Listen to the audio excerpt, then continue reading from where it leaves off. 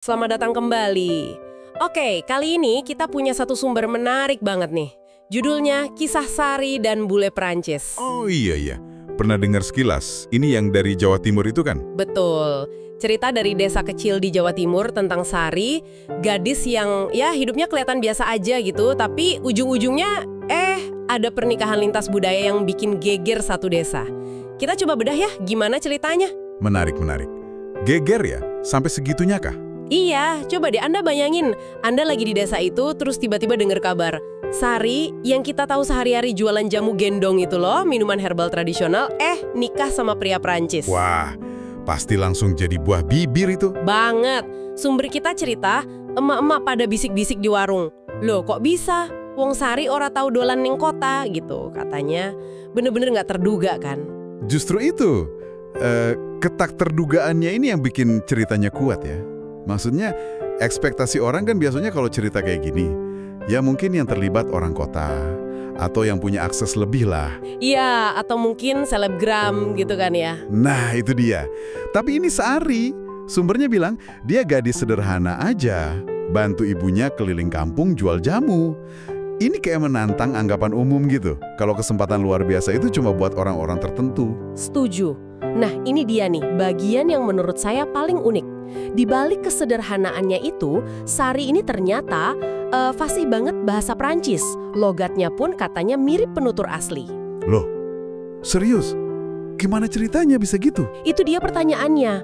Sumbernya bilang dia belajar sendiri, tiap malam pakai ponsel bekas warisan kakaknya. Belajar sendiri, pakai ponsel bekas? Mana? Wah, luar biasa sih itu. Tapi yang lebih penting mungkin bukan cuma usahanya ya, tapi motivasinya apa gitu. Nah, betul. Dia belajar kan bukan buat gaya-gayaan atau ya maaf cari jodoh bule gitu kan. Ada kutipan bagus nih dari Sari di sumber kita. Dia bilang, aku pingin ngerti dunia walaupun sepatuku masih dari pasar loak. Dalam juga ya. Iya kan? Ini nunjukin dorongan rasa ingin tahu yang murni gitu. Sesuatu yang kadang kita lupa ya. Belajar sesuatu tanpa tahu pasti gunanya apa. Malah bisa buka pintu yang nggak kita duga. Persis, dan pintu itu beneran terbuka suatu hari. Ada turis Prancis namanya Pierre, motornya mogok. Mogok? Di mana? Pas banget di depan rumah Sari. Udah kayak skenario di film-film gitu ya, tapi ini kejadian beneran. Wah, ini namanya momen pas ya. Kesempatan ketemu persiapan. Iya, di momen inilah kelihatan gimana persiapan si Sari ini, yang kelihatannya pasif, ketemu sama kesempatan aktif. Sari nggak ragu, dia samperin si Pierre. Terus? Langsung nyapa pakai bahasa Prancis. Bonjour, vous avez besoin d'aide, gitu. Halo, butuh bantuan. Pasti kaget banget itu si Pierre. Banget, sumbernya bilang Pierre sampai melongo, shock. Ya wajar aja sih di desa yang mungkin agak terpencil gitu. Tiba-tiba disapa pakai bahasa ibunya sama gadis penjual jamu. Nggak kebayang sih reaksinya. Terus gimana hubungan mereka? Nah, dari situ hubungan mereka tumbuh. Tapi katanya bukan yang kayak cinta kilat di sinetron gitu ya. Lebih ke koneksi yang tulus aja.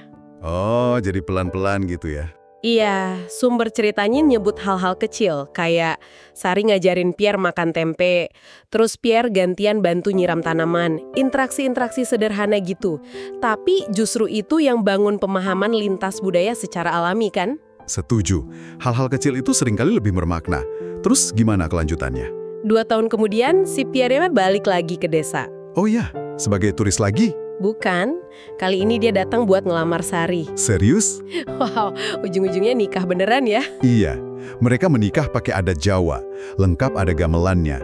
Si Pierre pakai beskap sama blangkon, Sari pakai kebaya. Keren banget.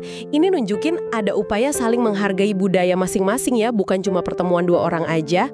Warga desa gimana reaksinya pas pernikahan? Nah, warga desa yang dulu heboh bisik-bisik, sekarang katanya ikut merayakan. Mungkin masih agak takjub, tapi ikut senang gitu. Cerita yang bagus ya, happy ending. Iya, jadi kalau kita tarik benang merahnya nih, pelajaran penting dari kisah Sari ini apa ya? Buat saya sih ini tentang proaktif. Dia nggak nunggu dunia datang ke dia. Betul, dia jemput bola duluan ya.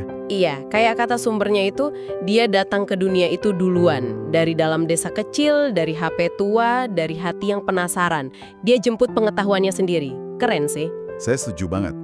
Ini juga nunjukin gimana sebuah skill atau keahlian yang kelihatannya nggak nyambung atau aneh buat konteksnya, kayak bahasa Perancis di tengah desa Jawa gitu kan, ternyata bisa jadi kunci pembuka takdir. Iya juga ya, nggak kepikiran. Kisah ini kayak jadi bukti gitu loh, kalau kegigihan sama keberanian buat ngambil jalan yang nggak biasa, itu bisa membuahkan hasil. Sumbernya menyebut ini kombinasi dari cukup sabar dan cukup nekat. Cukup sabar dan cukup nekat. Nah, ini mungkin bisa jadi bahan renungan juga buat Anda yang dengerin. Ada nggak sih semacam pengetahuan acak atau keahlian spesifik yang pengen Anda kuasai gitu? Murni karena penasaran aja, tanpa tahu persis nanti gunanya buat apa? Pertanyaan bagus tuh. Jadi kepikiran juga nih mengingatkan sama kutipan penutup di sumber ini. Kadang, yang kita anggap biasa bisa jadi luar biasa. Persis, sesuatu untuk direnungkan ya. Betul, sesuatu untuk kita pikirkan bersama.